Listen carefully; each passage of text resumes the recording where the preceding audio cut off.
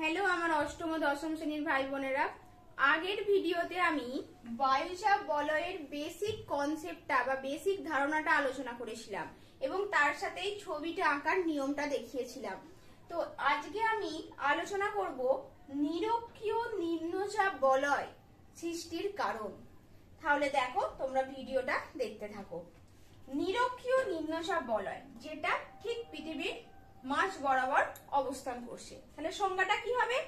আমরা এটাকে কি নিরক্ষরেখাকে অবলম্বন করে এঁকেছিলাম, তাই কি আমরা সংজ্ঞায় বলবো নিরক্ষরেখার উভয় পাশে 5 থেকে 10 ডিগ্রি অক্ষাংশের মধ্যবর্তী যে নিম্নচাপ বলয়ের সৃষ্টি হয়েছে তাকেই আমরা বলবো নিরক্ষীয় নিম্নচাপ বলয়। দেখো, আমি 0 ডিগ্রির এইদিকে কিছুটা বাড়িয়েছি, এদিকে কিছুটা অক্ষাংশ নিয়েছি, তাই 5 থেকে 10 ডিগ্রি অক্ষাংশ বরাবর থাকে নিরক্ষরেখার উভয় পাশে। তো এবার চলো আমরা বুঝে নিই নিরক্ষীয় নিম্নচাপ বলয় সৃষ্টির কারণ। তো প্রথম পয়েন্ট, আমরা সকলে জানি কি সূর্য সারা বছর নিরক্ষরেখার ওপর বা ওই অঞ্চলটির ওপর লম্বভাবে কিরণ দেয়, তাই অঞ্চলটি সারা বছর অত্যন্ত উষ্ণতা থাকে, বেশি হয় উষ্ণতা। তো সেটাই পয়েন্ট করো সূর্যরশ্মির পতন কোণ। তাহলে এবার তোমরা দেখো, নিজেরাই লিখতে পারবে যে নিরক্ষীয় অঞ্চলে সূর্য সারা বছর লম্বভাবে কিরণ দেয়, ফলে বায়ুমণ্ডলে উষ্ণতা অতিরিক্ত হয়। এবং আমরা কি জানি, বায়ু উষ্ণ হলেই হালকা হবে, প্রসারিত হবে এবং ওপরের দিকে উঠে যাবে, ফলে অঞ্চলটিতে সারা বছর নিম্নচাপ বিরাজ করছে। মনে থাকলো তোমাদের, আশা করছি। নেক্সট পয়েন্ট চলে যাও, জলভাগের বন্টন। তো আমরা কি জানি, নিরক্ষীয় অঞ্চলে স্থলভাগের থেকে জলভাগের পরিমাণ বেশি এবং ওখানে যার জন্য কি হয়, বায়ুতে প্রচুর পরিমাণ জলীয় বাষ্প থাকে। জলীয় বাষ্প থাকে বলেই তো প্রতিদিন ওখানে বিকাল বেলায় পরিচলন বৃষ্টিপাত হয়, যেটাকে আমরা 4 o'clock রেন বলেছিলাম। দেখো, ভূগোলের প্রত্যেকটা বিষয় কিন্তু একটার সাথে আরেকটা রিলেটেড। তুমি যদি এগুলোকে বুঝে পড়ো, খুব ভালো একটা ইন্টারেস্ট পাবে তোমরা, আর এই বিষয়গুলোকে কঠিন মনেই হবে না।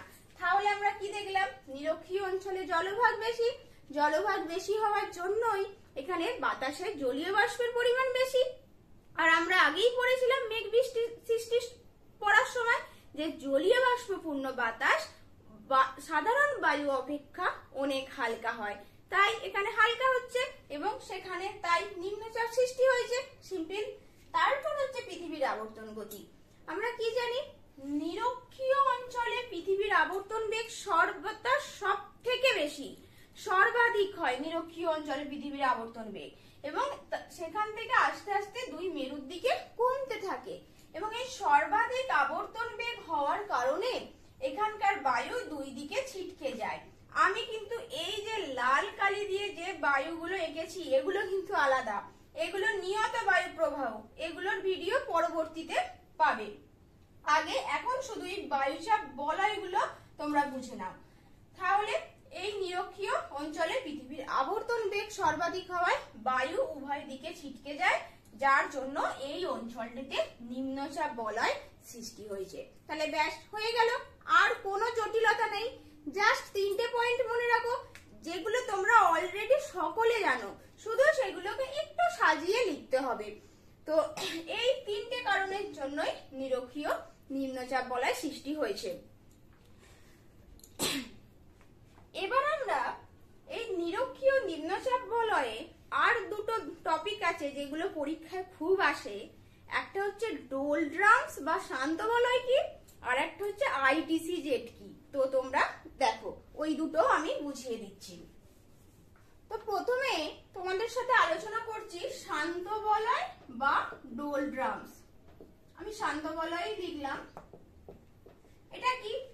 তাহলে আমরা কি দেখলাম, নিরক্ষীয় অঞ্চলে অত্যাধিক বায়ুর উষ্ণতা হওয়ার জন্য এখানে কি বায়ু সব সময় ওপরের দিকে উঠে যাচ্ছে, ঊর্ধ্বগামী হচ্ছে, মানে এরকম বায়ুর উল্লম্ব প্রবাহ, এরকম উল্লম্ব প্রবাহ হচ্ছে বায়ুর, 2 দিকে এরকম উল্লম্ব প্রবাহ হচ্ছে, বায়ু ওপরের দিকে উঠে ছিটকে যাচ্ছে, যার জন্য কি নিরক্ষীয় অঞ্চলে ভূপৃষ্ঠের সমান্তরালে বা অনুভূমিক বায়ু প্রবাহ হয় না, তাই এই কারণে এখানে একটা বায়ুমণ্ডলীয় শান্ত অবস্থার সৃষ্টি হয়েছে, সেটাই হলো নিরক্ষীয় শান্ত বলয় বা ডোলড্রামস। আশা করছি তোমরা বুঝতে পেরেছো। আর পরবর্তী যেটা আরেকটা পরীক্ষায় আসে সেটা হলো আইটিসি জেট বা ইন্টার ট্রপিক্যাল কনভার্জেন্স জোন। এটা কিন্তু ফুল ফর্মটা অবশ্যই মনে রাখবে, ইন্টার ট্রপিক্যাল কনভার্জেন্স জোন বা আন্তঃক্রান্তীয় অভিসারী অঞ্চল। তাহলে আমি আইটিসি জেটটা লিখছি, এবার বোঝাচ্ছি। দেখো বাংলাটাই লিখলাম, আন্তঃক্রান্তীয় অভিসারী অঞ্চল। দেখো আমরা এই টার্মটা বা এই শব্দটার মধ্যে উত্তরটা পেয়ে যাব।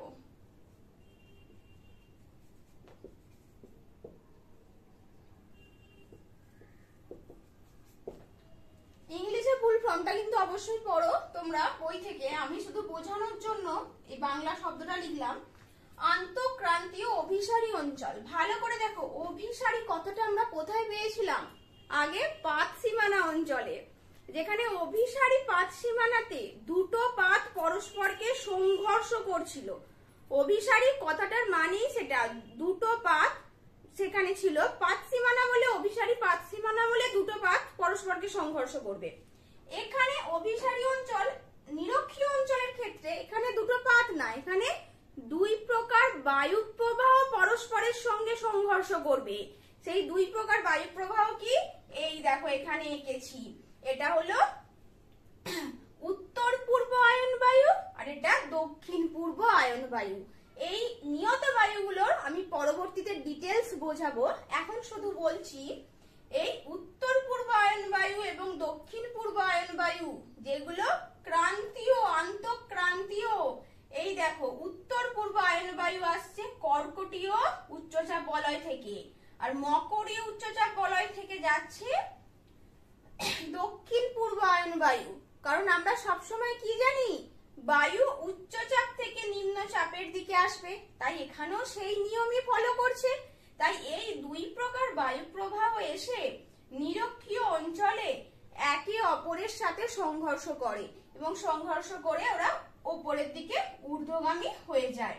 তাই এখানে যেহেতু দুই প্রকার বায়ু প্রবাহের মুখোমুখি সংঘর্ষ ঘটছে, তাই আমরা এই অঞ্চলটাকে বলছি আন্তঃক্রান্তীয় অভিসারী অঞ্চল বা আইটিসি জেট বা ইন্টার ট্রপিক্যাল কনভার্জেন্স জোন।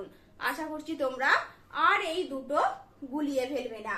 ডোলড্রামস আর আন্তঃক্রান্তীয় অভিসারী অঞ্চল দুটোই নিরক্ষীয় নিম্নচাপ বলয়কেই বোঝায়, কিন্তু দুটির কারণ আলাদা, প্রত্যেকটার একটা বিশেষত্বগুলো কিন্তু আমাদের বুঝতে হবে।